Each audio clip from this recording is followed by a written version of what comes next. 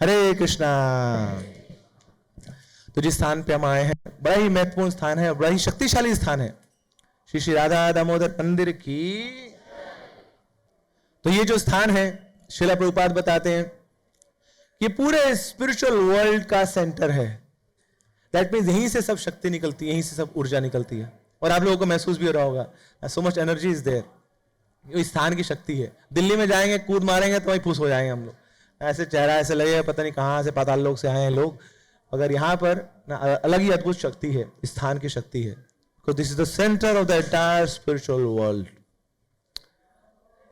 क्यों? क्योंकि यहां पर सब गोस्वामी आके चर्चा किया करते थे, एक दूसरे से भेंट किया करते थे, भागवत के ऊपर चर्चा करते थे, हरि नाम हरि कथा की एक दूसरे को वार्तालाप कराया करते थे। उनकी एक लाइब्रेरी भी यहाँ पे हुआ करते थे, इसलिए बड़ा महत्वपूर्ण स्थान है। और इसीलिए श्रीला प्रभुपाद इस स्थान पे आकर रहे। अमेरिका जाने से पहले कौन सी ईयर में गए थे प्रभुपाद जी अमेरिका? 1965। तो उससे 6 साल पहले प्रभुपाद जी यहां पे आ गए इस मंदिर में, और 6 साल उन्होंने यहां पर निवास किया। तो प्रभुपाद जी का जो निवास स्थली है पीछे इधर जाके है, छोटा सा रूम है। तो आपको पता लगेगा कि कितनी हम्बल बिगिनिंग है इस्कॉन की। यहां से इस्कॉन चालू हुआ।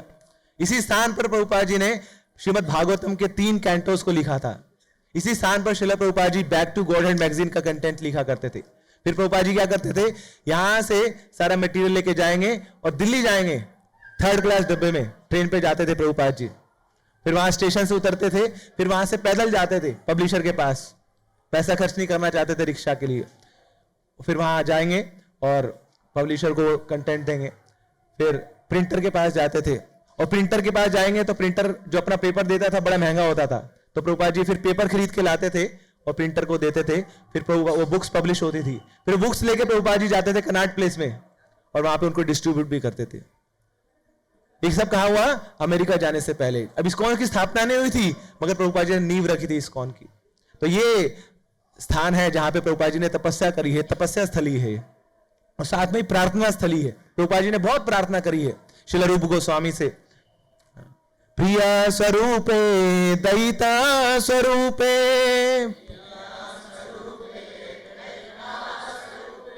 प्रेम स्वरूपे सहजाभिरूपे,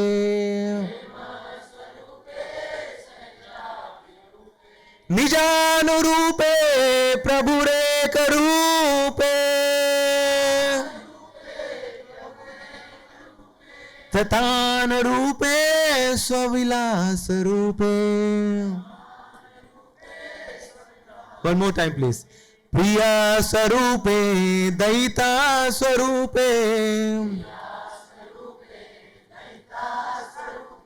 प्रेम स्वरूपे सहजाभिरूपे,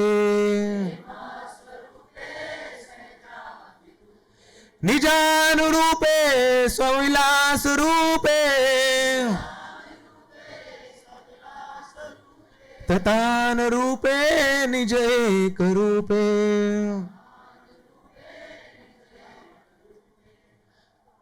तो श्रील रूप गोस्वामी का यहाँ भजन कुटीर है। उन्होंने यहीं पे भजन किया है अपना, और साथ में उनका समाधि मंदिर भी है यहाँ। तो ये दो भाई थे, रूप गोस्वामी और सनातन गोस्वामी, बंगाल में रहते थे। तो इनका नाम कुछ और था।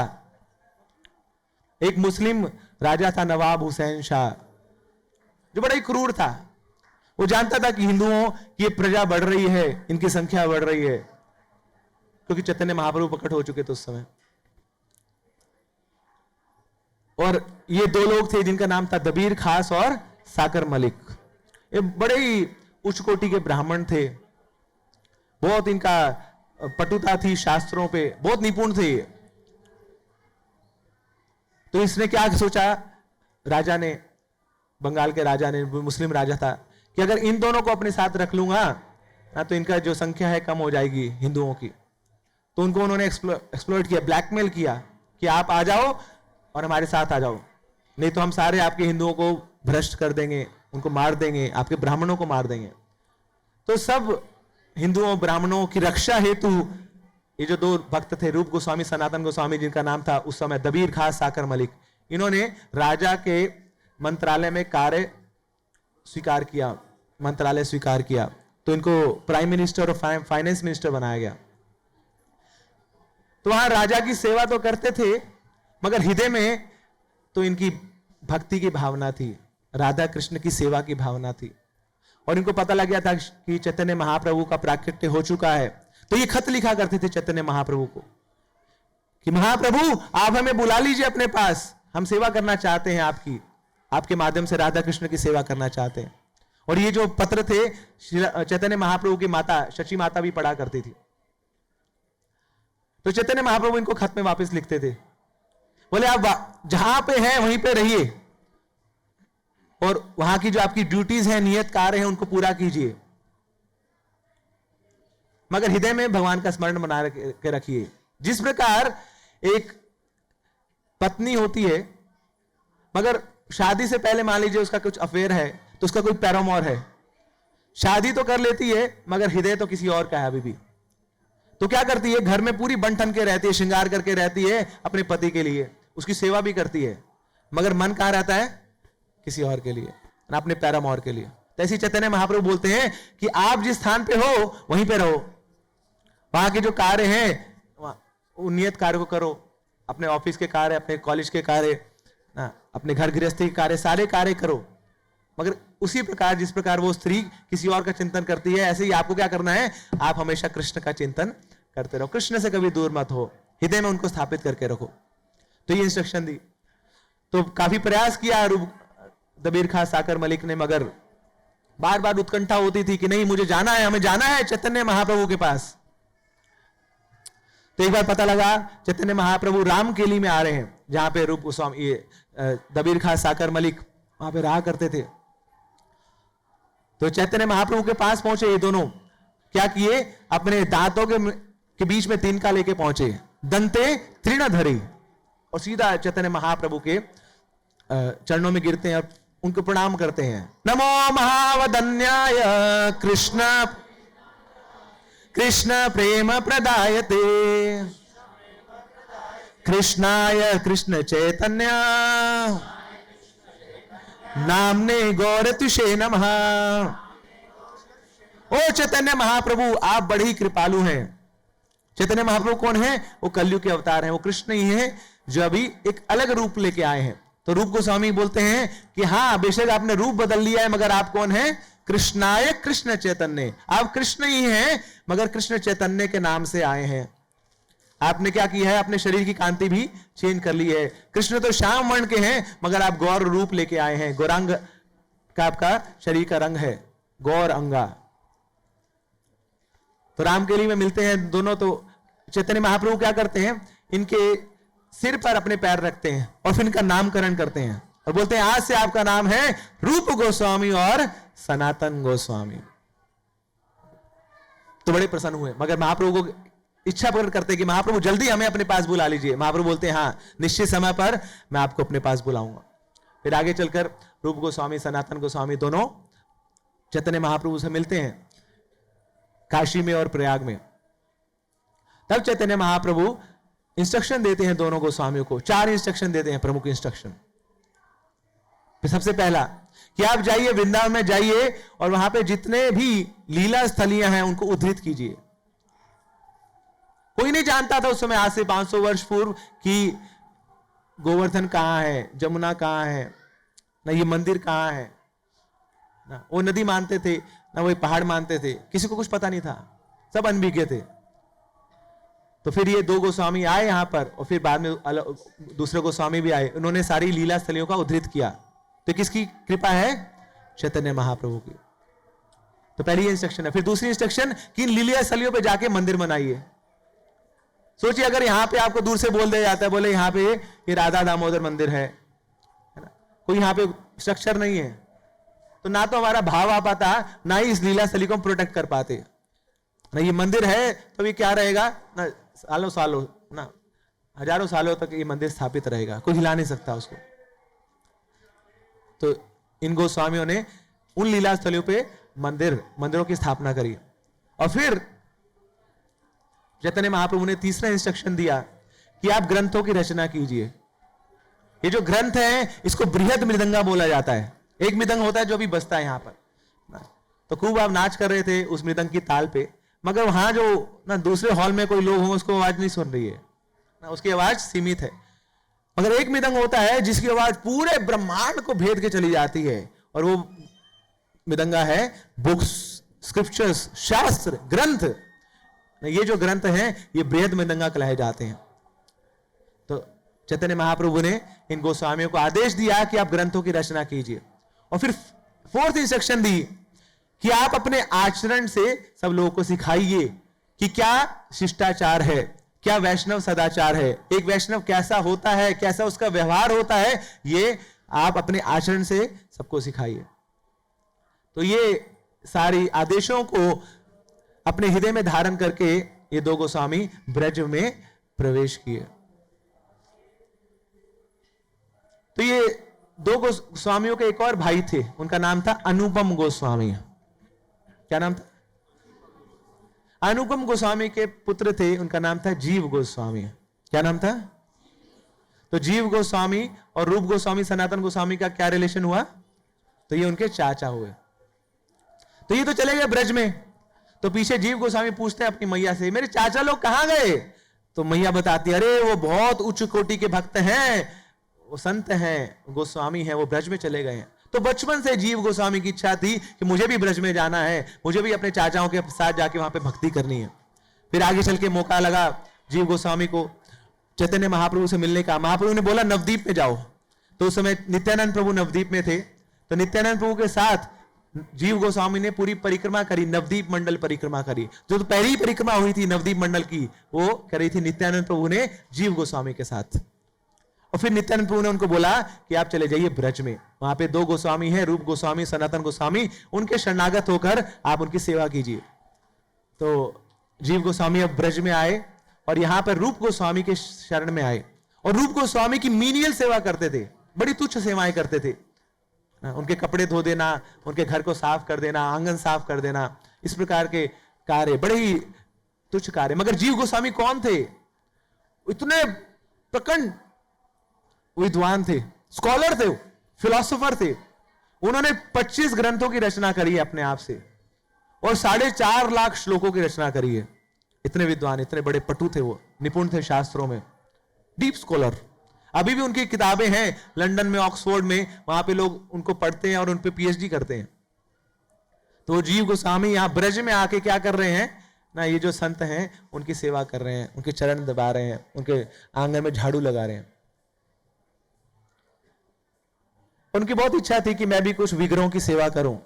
तो फिर चाचा जी ने, रूप गोस्वामी ने स्वयं से एक विग्रह बनाए ना, जिनका नाम है श्री श्री राधा दामोदर की, और वो विग्रह जीव गोस्वामी को दिए। तो तब से जीव गोस्वामी उन विग्रहों को पूजते हैं। तो ये जो विग्रह आप देखेंगे, सबसे जो विशाल विग्रह है राधा दामोदर के विग्रह, वो स्वयं श्रील रूप गोस्वामी ने अपने हाथों से उनको कार्य किया है। तो श्रीला प्रभुपाद 1959 में यहां पर आए थे और भजन किया था, अपना तपस्या करी थी। एक बार की बात है, श्रीला प्रभुपाद जी के शिष्य इंटरव्यू ले रहे थे अलग अलग लोगों का, जिन्होंने प्रभुपाद जी से कुछ इंटरेक्शन किया है, उनसे मिले हैं प्रभुपाद जी के जाने के बाद। तो यहाँ पास में ही आए हुए थे, यहाँ पास में एक बाबा जी हैं, उनसे मिले प्रभुपाद जी के शिष्य, और उनसे पूछते हैं कि थोड़ा प्रभुपाद जी के बारे में बताएं। अरे बोलते क्या बताऊं मैं उस भक्ति वेदांत स्वामी के बारे में, इतने महान भक्त थे। एक दिन मैं रात को अपनी छत पे गया, रात को 2 बजा था, और वहां पे कुछ ऐसे लग रहा था कि कोई व्यक्ति रो रहा है। तो मैंने देखा कि ये आवाज तो राधा दामोदर मंदिर से आ रही है, यहां पे कौन रो रहा है, क्रंदन कर रहा है रात को 2 बजे। तो देखा कि एक बूढ़ा व्यक्ति है, वो झाड़ू लगा रहा है यहाँ पे आंगन पे, और यहाँ रूप गोस्वामी के समाधि के सामने क्रंदन कर रहा है कि हे रूप गोस्वामी, मेरे गुरु ने मुझे आदेश दिया है कि मैं पाश्चात्य जगत में जाऊं और वहां पे प्रचार करूं, मगर मेरे अंदर कोई क्षमता नहीं है, कोई योग्यता नहीं है, तो आप मुझे कृपा दीजिए, मुझे शक्ति दीजिए ताकि मैं अपने गुरु की इच्छा को पूर्ण कर पाऊं। तो कौन थे वो आचार्य? श्रील प्रभुपाद की। तो प्रभुपाद जी यहां पर प्रार्थना किया करते थे। प्रभुपाद जी का जो रूम है पीछे आप देखेंगे, तो वहां से अभी तो यहाँ पे 4 दीवारी बना दी, वहां से ये समाधि मंदिर और भजन कुटीर दिखता है वहां की विंडो से। तो प्रभुपाद जी वहां बैठे बैठे भजन करते थे, यहाँ पे मेडिटेट करते हुए, और रूप गोस्वामी से प्रार्थना करते थे। तो ये तपस्या करी है प्रभुपाद जी ने यहाँ पे छोटे से कमरे में। देखेंगे ना आप, वो भक्ति वेदांत स्वामी जिन्होंने पूरे विश्व में इतने मंदिर खोल दिए, इतने भक्त बना दिए, कहां पे रहते थे वो ना? छोटा सा 8 बाय 10 का कमरा है, वहीं पे रहते थे और वहीं पे प्रचार भी करते थे। आप वहां पे फोटो लगी है, आप देखेंगे कि लोग भी वहां पे बैठे हुए हैं। शाम के समय प्रभुपाद जी यहाँ पे प्रवचन करते थे। इससे पहले प्रभुपाद जी रहते थे वहां वंशी वट पे, वंशी गोपाल मंदिर में, जमुना के तट पे। फिर प्रभुपाद जी यहाँ पे आए और यहाँ पे आके खूब भजन किया, खूब तपस्या करी। और प्रभुपाद जी ने अमेरिका जाने से पहले भी वो गए अद्वैत आचार्य के पास, अद्वैत आंगन में, वहां पे जाके अद्वैत आचार्य से प्रार्थना करिए कि आप ही बुला के लाए हैं चैतन्य महाप्रभु को, अब चैतन्य महाप्रभु का मिशन कौन आगे बढ़ाएगा, आप मुझे शक्ति दीजिए। तो वहां पे भी प्रार्थना करिए। तो ये जो स्थान है ये प्रार्थना स्थली है। तो हमें प्रार्थना करनी चाहिए श्रील रूप गोस्वामी से, श्रील प्रभुपाद से, कि मेरी हरि नाम में रुचि बढ़े, मेरी हरि कथा में रुचि बढ़े। मेरी रुचि तो पता नहीं हर जगह है। कई लोग बोलते हैं अरे हमें हरि नाम में बड़ा मजा आ रहा है। हमारा हरि नाम में मजा आना कोई बड़ी बात नहीं है। क्यों? क्योंकि हमें तो मजा पता नहीं किस किस चीज में आता है। तो अगर हरि नाम में आपको मजा आने लगे, कोई बड़ी बात क्या है इसमें? मगर ऐसे लोग भी हरि नाम से आकृष्ट होते हैं जो किसी और चीज से आकृष्ट नहीं होते। तो ऐसे संत गोस्वामी लोग यहाँ पे आके हरि नाम किया करते थे, हरि भजन किया करते थे। तो ये हमें प्रार्थना करनी है रूप गोस्वामी से कि मेरी बहुत सारी आसक्तियां हैं, बहुत सारी इच्छाएं हैं, मगर भगवान तो तब मिलते हैं जब अन्य अभिलाषिता शून्यम हो जाता है। अन्य कोई और अभिलाषा नहीं है। हम 13 कदम जाते हैं, वहां पे एक बाबा जी हुआ करते थे पहले, तो वो लेक्चर देते थे। तो लेक्चर देते देते हम दिल्ली वालों का फोन बज जाता था, और तो बड़े गुस्सा हो जाते थे और ऐसे देखते थे, लाओ इधर मोबाइल, लाओ इधर। थोड़ी देर के लिए रख लेते थे मोबाइल, वो बेचारा देखता रहता है। बोले अब तो जब तो हो गया, डोनेशन में चला गया ये। तो फिर वो बाबा जी बोलते थे, बोले बहुत फोन लगाते हो तुम, है ना, बहुत नंबर डायल करते हो, बहुत सारे फोन नंबर याद है तुम्हें, हमेशा तुम्हारी उंगलियां चलती रहती है फोन पे, लगाओ, अब लगाओ, कृष्ण को फोन लगाओ, नंबर पता है तुम्हें, लगा? बोले नहीं, उनका नंबर नहीं पता। बोले मैं बताता हूं उनका नंबर। उनका नंबर है 0। जब 0 डायल करोगे ना, जब सारी इच्छाएं शून्य कर दोगे तो कृष्ण का नंबर अपने आप लग जाएगा। तो 1 नंबर डायल कर लो आप। तो ये है अन्य अभिलाषिता शून्यम। तो ये हमें प्रार्थना करनी है श्रील रूप गोस्वामी से कि किस प्रकार आप कितने फोकस है भक्ति में। व्यवसात्मिका बुद्धि समाधो ना विधियेत, है ना, कि भक्त कैसा होता है, उसकी जो फोकस है एकदम पूरा डिटरमिन्ड होता है, वो सिंगल माइंडेड होता है, वो कृष्ण के लिए। मुझे कुछ और नहीं चाहिए, मुझे कृष्ण चाहिए। जब तक इस जीवन में कृष्ण नहीं मिलेंगे तब तक मैं खुश नहीं रहूंगा, जब तक कृष्ण की सेवा नहीं मिलेगी तब तक खुश नहीं रहूंगा, ये चाहिए मुझे। तो ऐसी मेरी अभिलाषा हो जाए, ये मैं प्रार्थना करता हूं। जे तुम्हारे शरण लोए तार वांछा पूर्ण होए, कृपा करी तारे वृंदावन वासी, कि मुझे वृंदावन में वास चाहिए, मुझे कृष्ण का सानिध्य चाहिए, ये मेरी अभिलाषा है, अन्य कोई और अभिलाषा नहीं है। तो तब जाके मेरा चित्त एक हो जाएगा गुरु से। चित्त ते करिया एक क्या, कि जो मेरे गुरु चाहते हैं मैं वो पूरा कर पाऊं। तो ये गुरु की इच्छाओं को पूर्ण करने की प्रार्थना की स्थली है। तो अगर हम चाहते हैं कि मैं गुरु का अच्छा शिष्य बनूं, एक सिंसियर शिष्य बनूं, मगर मेरे पास सामर्थ्य नहीं है, योग्यता नहीं है, गुरु को कैसे प्रसन्न करना है, गुरु के आदेशों को कैसे पालन करना है, तो ये स्थान है। यहाँ पे प्रार्थना कीजिए रूप गोस्वामी से, रोइए उनके सामने, क्रंदन कीजिए। श्रील प्रभुपाद के समाधि भजन कुटीर में जाइए, वहां पे क्रंदन कीजिए कि हर जगह मेरा मन लगता है मगर भगवान की कथाओं में, भगवान के नाम में मेरा मन नहीं लगता है। तो ऐसा कुछ कीजिए आप कि मैं आकृष्ट हूं कृष्ण से, कृष्ण के नामों से। तो ये स्थली है।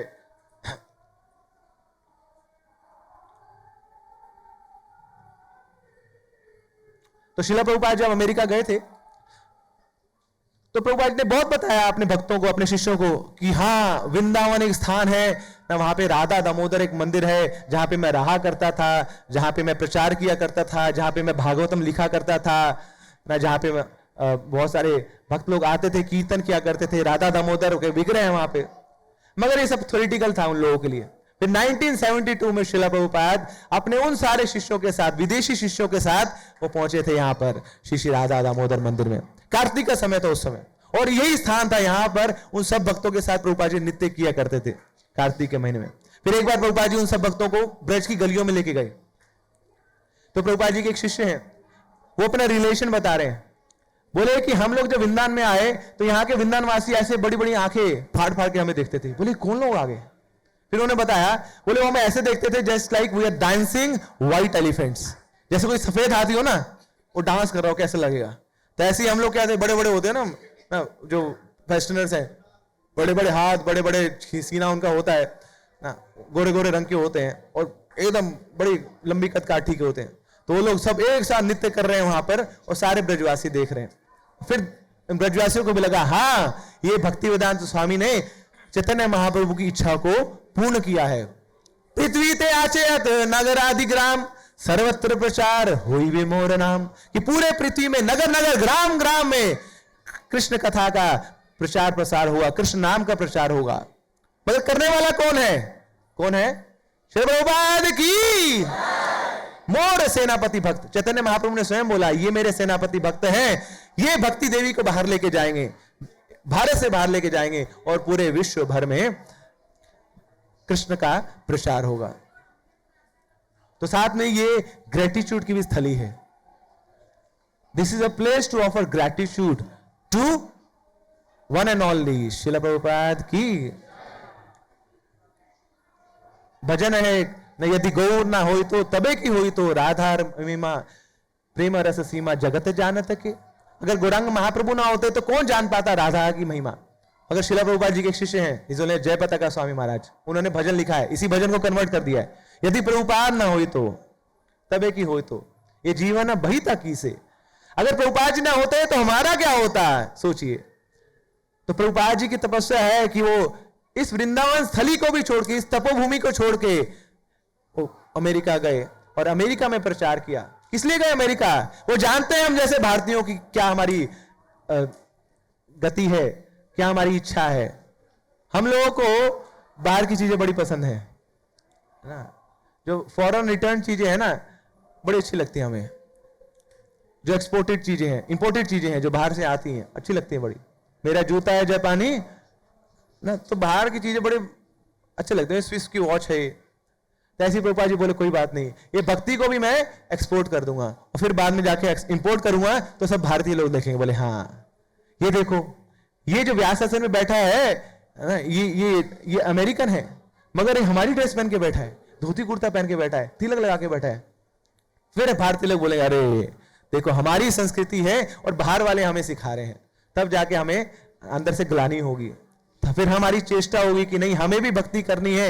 ये लोग भक्ति कर पा रहे हैं जिनके लिए कृष्ण एलियन है, जिनके लिए भक्ति एलियन है, जो जानते नहीं है कृष्ण कौन है, वो भी इतने अच्छे से भक्ति कर रहे हैं, सुबह ब्रह्म मुहूर्त से पहले उठ जाते हैं।